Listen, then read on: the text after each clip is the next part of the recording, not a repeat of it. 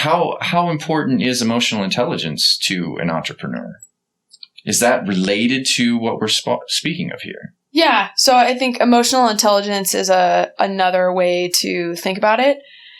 There are a lot of people have been calling it mental fitness now, and that incorporates, right, new terms. But that incorporates when people, emotional intelligence is its own little branch of things. And then you get mindfulness, which is like the meditation piece, and how you get stuff done. And right. To me, it's all the you can keep your, body fit and you can keep your business, but how are you mentally, right, staying fit? And as an entrepreneur, that's even more important than it ever has been before. But emotional intelligence is specifically, in my mind, the piece where you can increase the speed it takes. So think of it this way. So emotional intelligence is knowing when your emotional brain hits, right? Something hits you and you have an emotional reaction, and then the time it takes you to decide to take action on that in a conscious way. Right? So there's no way you can ever stop the reaction, right? You'll be upset with something someone says, or you'll be sad because someone hates your idea. But the higher degree of emotional intelligence is how quickly you can guide yourself through taking action, an effective action from that response, instead of being like, I'm still pissed off that guy said that thing to me. Or you just, right, you fall into a state where you're being led by your emotions versus, being able to kind of go get curious about the emotion and stop actually work through the emotional cycle. So almost go through, there's like a natural grief cycle when we have a loss of something in our life. We go through this grief cycle where they've actually disproven that. They've disproven that. Yeah, they've disproven that who are they? Before you tell me. I know you're going to say that, but I was having a conversation with a psychologist that actually said that it's now at least in that community, common that you go through grief, but there's not this you must take the 5 steps of grief anymore. You can jump, or you can do them in different orders, or okay. Yeah. Like people essentially respond differently to different things that happen, but you don't have to go through acceptance and then right. There's anger and sadness or depression, anger, all this kind of stuff. Yeah. I think it was kind of they said it's oversimplified.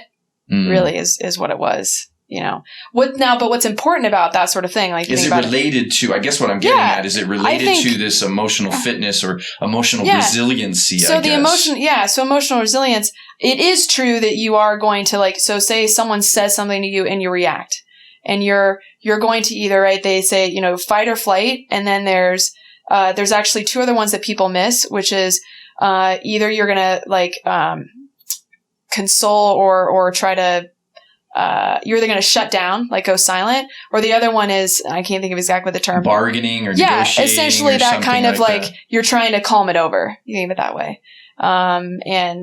Bargain, is maybe some level of denial as well. No, I mean, you can see it because think of it as say you get a customer or someone on your team that's angry, and what you might try to do is smooth it over. That could actually be a reaction, is to try to make it be okay very quickly instead of dealing with the emotion that's at hand.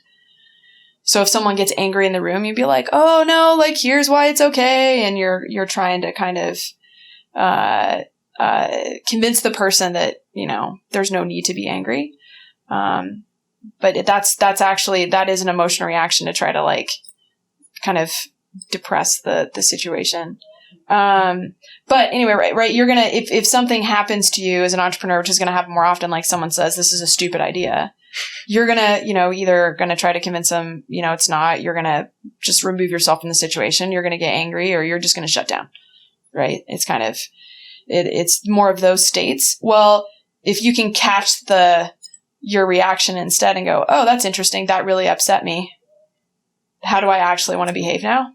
And then your behavior, and that could be being smart enough to know, when I'm in this state, when my brain is in a triggered state, essentially it's you've been triggered. If my brain is in a triggered state, what do I have to do? Not what am I supposed to do, but what do I have to do to make sure that the next thing I do is consciously applied?